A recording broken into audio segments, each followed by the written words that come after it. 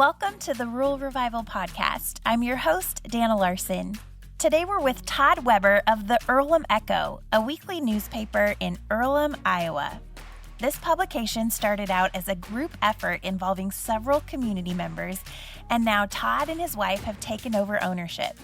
Todd is sharing how the town originally brought in this new newspaper and took a group approach to the editorial process and even turned a profit in its first year. We talk about what it means to have a printed newspaper in today's digital age and why this is important to our small towns. And we also touch on the revival currently happening in Earlham. So here we go with Todd Weber.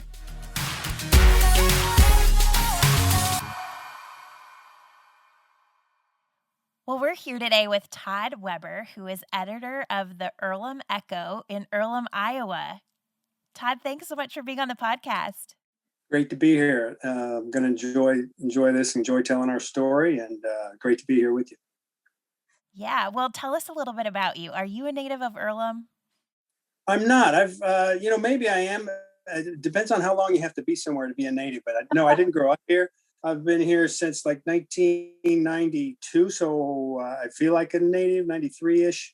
So quite a while that I've lived here. But no, I didn't grow up here. I'm a native of Missouri. I went to high school there, so not a lot different. I think I'm a small town Midwest guy, and I lived in a lot of different places in bigger cities and in the East and the Southeast, and I ended up here. And I think there's a reason for that. I think I've always been kind of a small town Midwest guy. I grew up in Mexico, Missouri, which is a town of about 11,000. That's kind of big for Iowa standards, but to me it was a small town life. So it makes sense that I ended up here. And my wife is actually from Earlham. She grew up here and lived here all her life, and she lives in Des Moines when I met her, but we've been here ever since. And she's the native of our family. So that's great. So talk to us a little bit about your path. You're the editor of a newspaper now, but was that always your career path? Not really. I've got kind of an unusual career path. It's kind of all over the place, but I think the one thing that I always did, and whatever my job was writing in some way or another, writing, editing, publications, that sort of thing. So I think this is kind of my wheelhouse. It makes sense that I've kind of landed here in my old age, but yeah. By the way, Todd does not look that old. So. Appreciate that. No, but every job I had some sort of writing to do. My first job was in professional baseball. Actually, I worked for a couple of different baseball teams, and the last team I worked with was the Iowa Cubs, and did a lot of different things, sales and marketing and public relations and that sort of thing. But I always did the yearbook. I wrote the yearbook, and so I had some publications backgrounds there. I had some different writing jobs. I had some technical writing jobs where I wrote about farm equipment and seed corn and that sort of thing. So there was always writing and interviewing, research, that sort of thing. I've written a book. So I've always enjoyed publications, and so this makes kind of sense here. So putting out a paper every week is kind of in my wheelhouse. So it's a lot of fun. I love it. Well, tell us a little bit about how you got involved with the Earlham Echo. This is such a fascinating story. Yeah, it is a good story. There's about 5 years ago, a group got together, just people like me that thought maybe we should have a different newspaper in town. There was already a paper here, and there had been some talk among some people like, maybe we should have another newspaper, a different kind of newspaper. And then it kind of came to fruition 5 years ago. There was a gentleman who owned a couple of different papers in Iowa, and he knew one of the girls who ended up in the ownership group, the original ownership group, and they'd kind of talked to us and said, you should come out here and start a paper. And he's like, okay. So he came out and did it, and we had the idea. There was 6 other folks like me that kind of got involved with the group. Just kind of, this gentleman was like, do you want to help me do this paper? And we're like, okay, sure. And then I was like, well, maybe I can help every once in a while, maybe, maybe once a month. And he's like, that's fine, whatever you can do. Well, this gentleman got sick. He had an little issue he had to take care of. He's fine now, which is great. But he's like, I really can't do this right now. I can't put much energy into this project. How about if you just buy the paper from me? And they're like, well, okay. We did that. So it was interesting. We all went to like, well, we're volunteering. We're just going to help out to owning the paper. So, and add in that there was another paper here at the time, which was, we're a small town, so it's not a 2-paper town. So that was kind of an interesting side note to it. But, we started putting it together and we were all having fun, and people responded to it really well. And they seemed to like what we were doing. And here we are today, 6 years later. And I gradually, from my role, I started doing the sports page. That's kind of my wheelhouse. So I started doing that, and it was a 1 page on the back. We were a 6-page paper, and I did the back page every week, and so I enjoyed that. And I gradually started doing other things as it was necessary. And again, we were all just kind of winging it. Everybody had a full-time job doing something else. It wasn't like we were like, okay, now we're a newspaper organization. We were just kind of putting it together every week, and which was fun. But then it finally, I took an early retirement from my job, so I didn't have anything specific that I was doing. And it turned out that the group was like, well, do you want to just do this? I mean, you've got some time, and I think a lot of everybody else was like, this is taking up a lot of time. I've got my job. It was always the secondary thing for everybody, and even for me. And I'm like, well, I don't have a first thing anymore, so Yeah. I'll just take it on. So they sold the paper to me and my wife. So we've been running it now for a little over a year. But it was just the way it's come together over the years, and has been a lot of fun. And we put a lot of work into it, and just the dynamic of how it all happened is like, I didn't see myself as a newspaper owner when we started this thing, like, hey, do you want to help? And here I am owning the paper now. So it's been an interesting road, but it's been a lot of fun. I enjoy it. A lot of work putting the paper out every week, but it is fun. It keeps you on your toes. Yeah, I bet. And I can't imagine how much work that would be. When you put that group together, I think I get a lot of questions from people about how do we keep our town newspaper going. And I love that volunteers were willing to come together. Do you think, having that gentleman who owned other newspapers and was able to come in and provide that part of it, do you think that was a necessary part of it? It was a really good template, because he said, here's how to do it. And so Yeah. we weren't starting from scratch, like, well, what do we do? There Yeah. was, he had the business background and the technical background, and here's you need the printer, and you got to do this with the mail. You got to have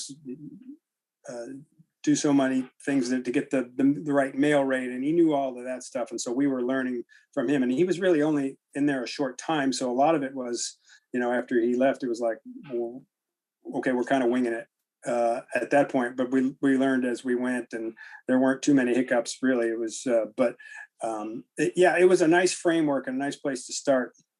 And, really it's something anybody could have done. You just needed to do a little homework. And I think we were a little ahead of the game, because he had his experience with the other papers, but yeah, it's been a kind of learn as you go kind of a thing too. Yeah. So did you divide up responsibilities according to, like you mentioned, like you took the sports, which definitely fit with what your background was, and then did you just kind of divide it up by section and say, we need somebody to head up each of these? Yeah, that's exactly right. We all had our different roles, and there was sales and putting the paper together, and everybody had something they kind of contributed. And as far as news, everybody had different areas where they had some insight to different news and things, and so it really worked out well that everybody kind of got to do what they wanted. There wasn't a lot of like, oh God, I hate doing this part. I wish I didn't do this. Well, sometimes there was. Every once in a while, it's just like, it's like in a long work week. It's like, man, I really don't feel like doing this right now. So there was some of that, but it was really good that everybody had a role that they fit into, and we kind of joked is we don't even meet that much. You figure, well, we better meet once a week. It's like, well, who can do that?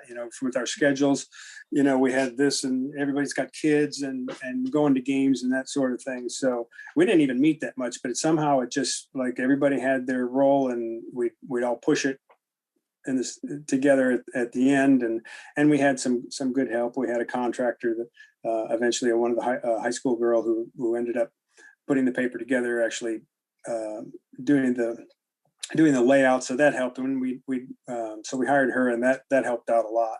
That took some heavy lifting away from a couple of the other girls. And we've got a really good photographer in town, so that wasn't a problem. We always had good photos. So yeah, it's a lot of times it felt like, man, we're throwing this together just willy-nilly, but then boom, we'd have this paper and say, hey, that looks pretty good. For no more organized than we are, it seems like we are.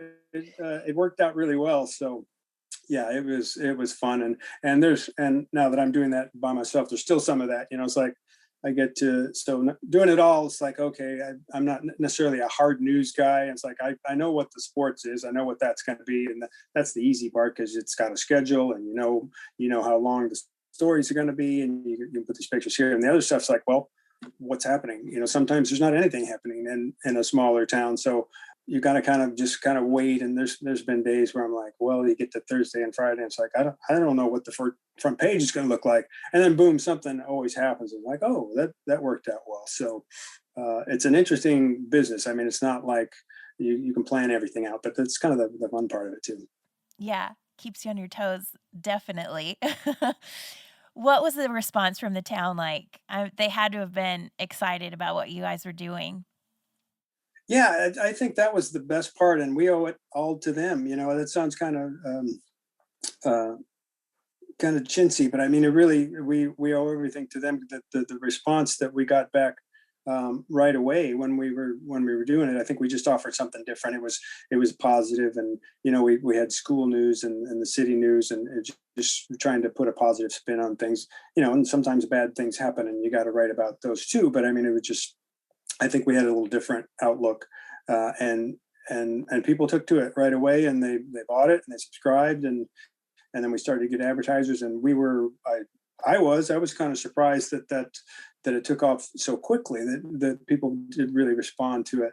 And I remember the first year I was doing my taxes, when we were doing you get your K1 with the LLC, and you show them, everybody shows how much, dividing up the profit. And I took it to my tax person. She goes, you guys made a profit in your first year? And she was surprised. I'm like, yeah, I guess we did. It wasn't a lot, but it was just like, that's the kind of response we got, that none of us lost our shirts. So that was definitely a bonus. But yeah, the response has been great, and it's been building ever since. And people seem to like what we're doing, so we're going to keep doing it. We're trying to improve all the time. We're just better at covering things, and just always trying to improve. But everything, we're getting a terrific response, so we're really happy about it. I love that. Yeah. So now, how long has it been since that you have taken over sole ownership, you and your wife?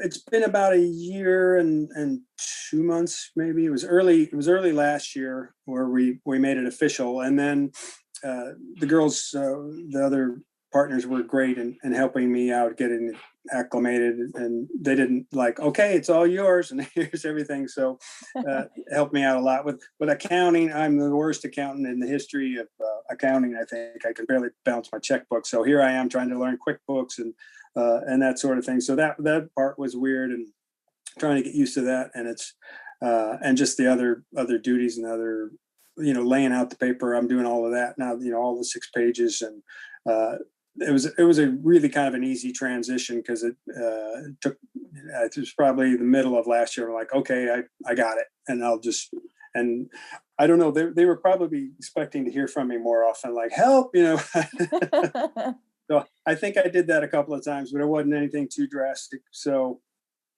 yeah, it's about a year since I've been, my wife and I have been doing it my own. And it's kind of a funny story because my wife is actually the president. She didn't know it at the time. When we made the deal to take over, and she's like, "Well, you're gonna have to do it, right?" I'm like, "Yeah." And then the first time the paper came out and the masthead, it says, "Hey, you want to look at that?" And she goes, "Oh, you made me the president." And it's kind of a running joke now that she's the president, and I don't know what my title is, just editor, I guess. But yeah, she goes, "Well, you do the whole thing," and I'm like, "Well, that's okay." Every once in a while, she comes in and does something, and it's like, "Well, that's why you're the president. We need you in that president role. You're the face of the franchise." Absolutely. So, yeah. That's great. What would you say have been some of your biggest challenges I mean, you've had different parts of this process, right? You were part of a team, now you're doing it on your own, and it can be hard to have a newspaper in a small town in today's day and age of technology. So, what would you say some of your biggest challenges have been, and how have you overcome those? Yeah, I guess just learning the new things, like I mentioned the last question, is just the QuickBooks and that sort of things. Like that's really not what I want to do with my day. Yeah. It's like I know I got to do it, and just trying to figure out how much time to put in. That you got to try to divide up the stuff you really love to do and the stuff that's not really my favorite things, but just dividing up the time, and finding the stories. I think I kind of mentioned that too. It's like, okay, well, I've learned not to stress out too much about it. If it's not, wow, there's not breaking news. We're not a breaking news thing. It's a weekly newspaper, so if there's not any breaking news, it's I've kind of adapted to, like, well, if there's not anything happening in town, let's talk about something else. Let's write a feature or something that's of interest. Maybe it's not of a timely kind of a thing, but I guess in finding in content, it's been kind of a process to find enough things to write about, and I've gotten better at that. So, like I said, just don't stress out if there's not a lot of news, and there's always something to put in. There's always something to write in, and I've started to work ahead a lot, with the features stuff that isn't necessarily timely, that I can write about. This week we had a story in about the 1981 girls basketball team from Earlham that went to state. I started working on that 3 weeks ago, and it ended. The story blew up, and word count wise. It's like, okay, I've got the front and the back of the page for this week, and I didn't really do anything this week. You know what I mean? It was just like because I had done it 3 weeks ahead.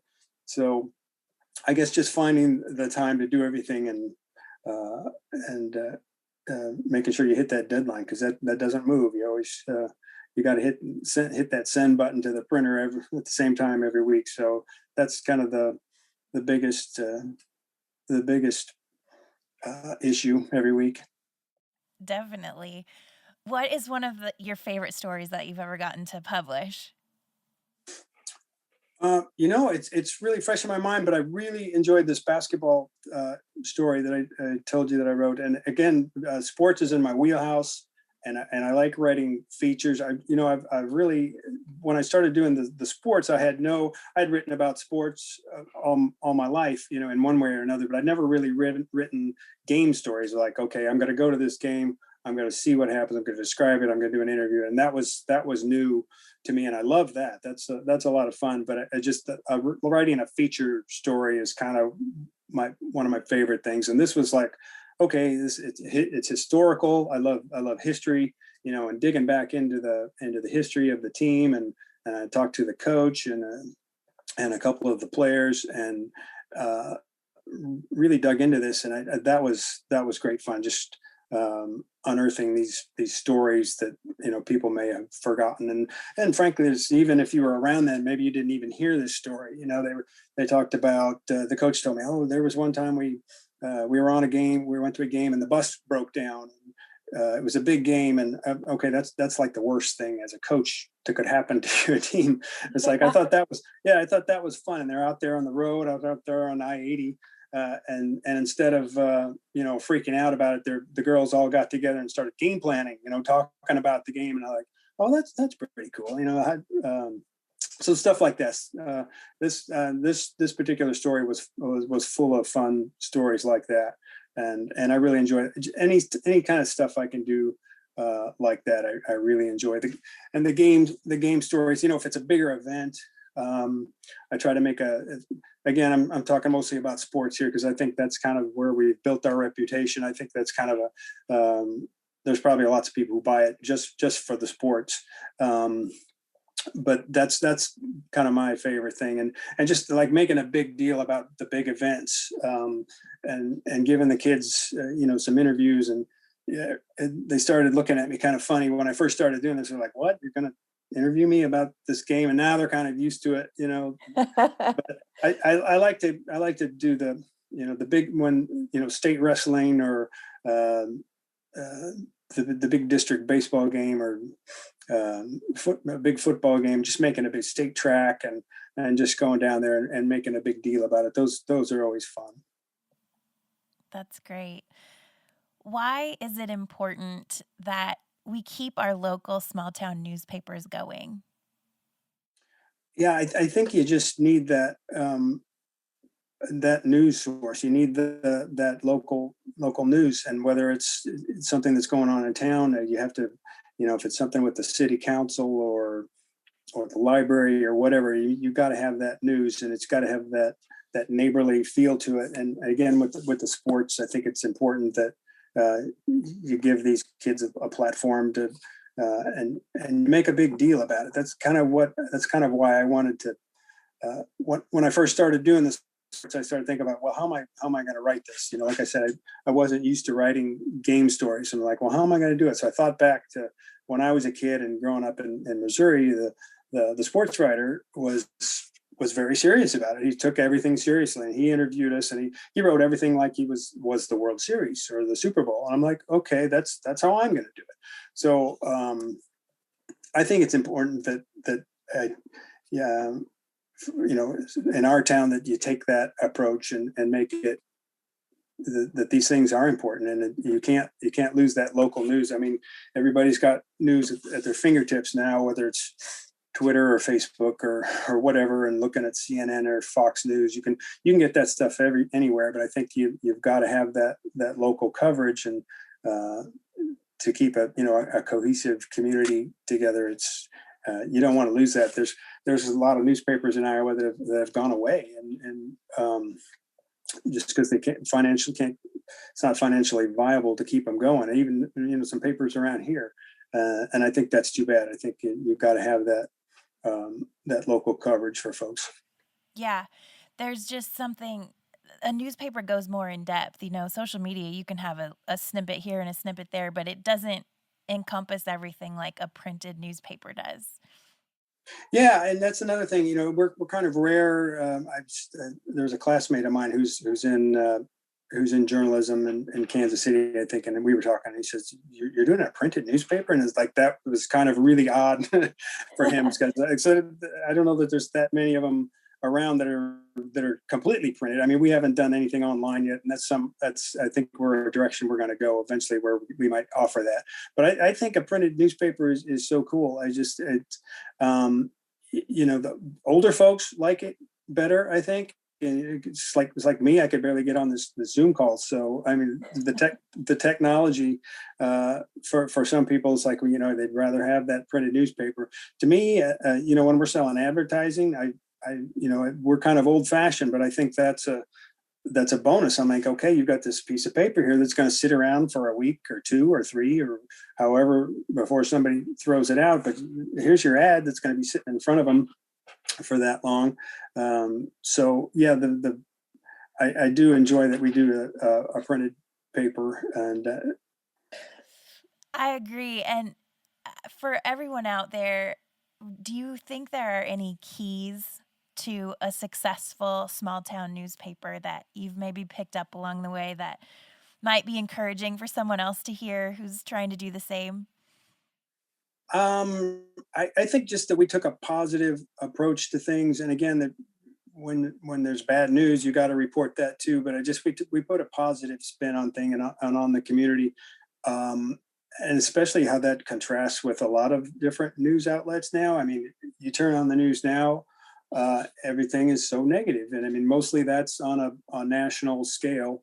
Um, but I think it's important for people to turn to something and say, "Oh, well, this is nice. This is a nice thing about our community." And I would say in especially in Earlham, I mean, there's a lot of great things going on that I don't think that people knew about, and a lot of work that people were doing in different areas to to keep the community moving forward, and that you know we needed to talk about that stuff. And I think that's just being positive and not trying to be CNN or Fox News or I don't. Des Moines Register is a good paper, but you know what I mean. It's just so just keep it positive, and again, if you've got bad news, you got to talk about that too. But it's just I think our positive spin has been what has helped us, and I would say that's anybody looking to do something like this, just keep it positive.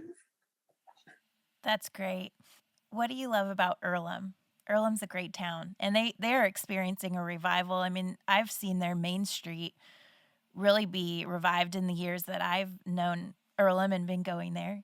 Yeah, yeah, it really is, and I think what I've always liked about Earlham. It's been and it has changed a lot since I've been here for 30-ish years now.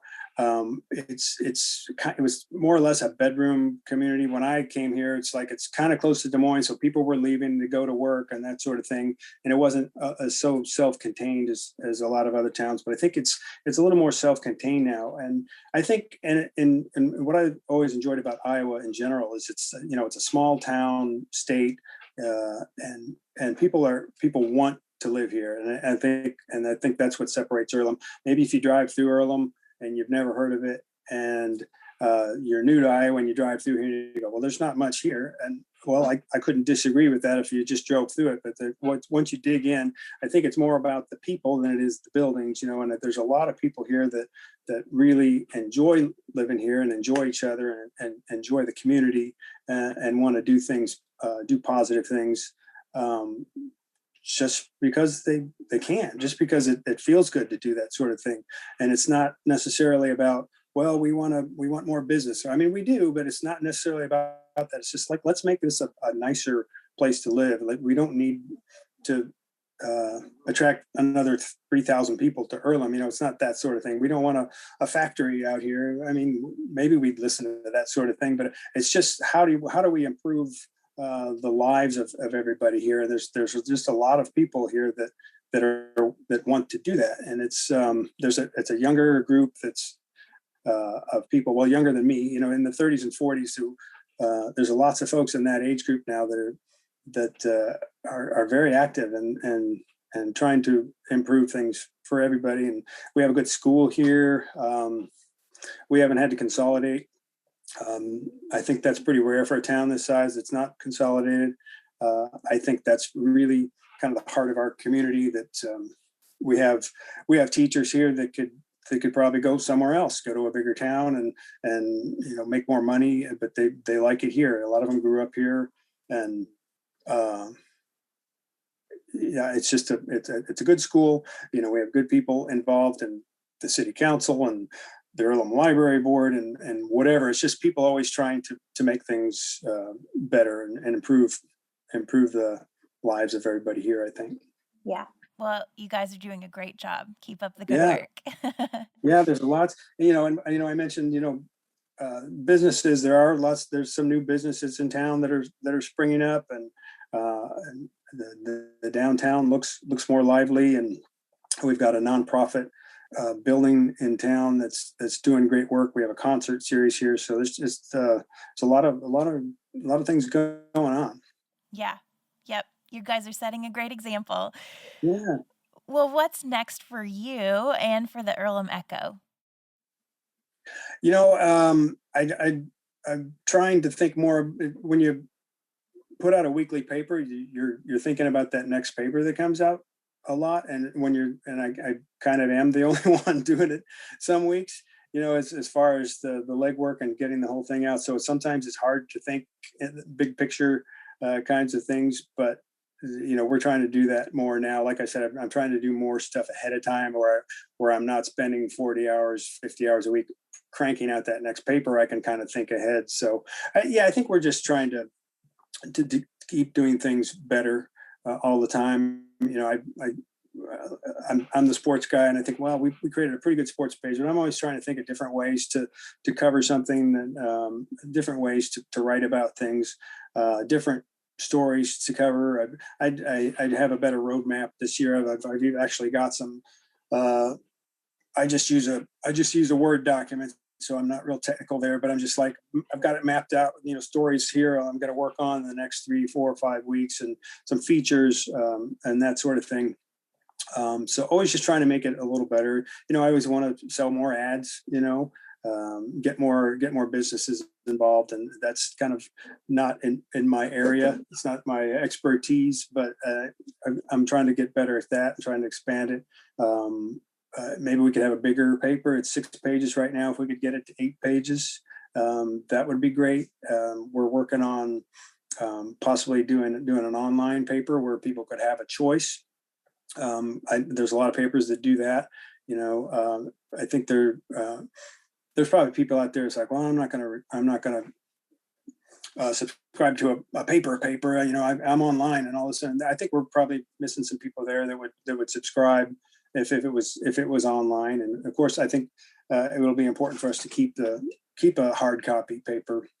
But if people want the choice to go online, we'll do that for them. And yeah, always trying to make things a little better. We're always trying to. We're new to the industry, so it's we're getting a lot of feedback from different newspapers. We're following different people, and we joined the INA. Well, we've been in that for a while, and we went down to they didn't have the Iowa Newspaper Association. They didn't have a convention last year, but when we went 2 years ago, it's like, oh my gosh, we never really thought about that. So we're learning all the time about different things and how to do things, and experimenting here and there. And it's just keep growing as we go. So exciting.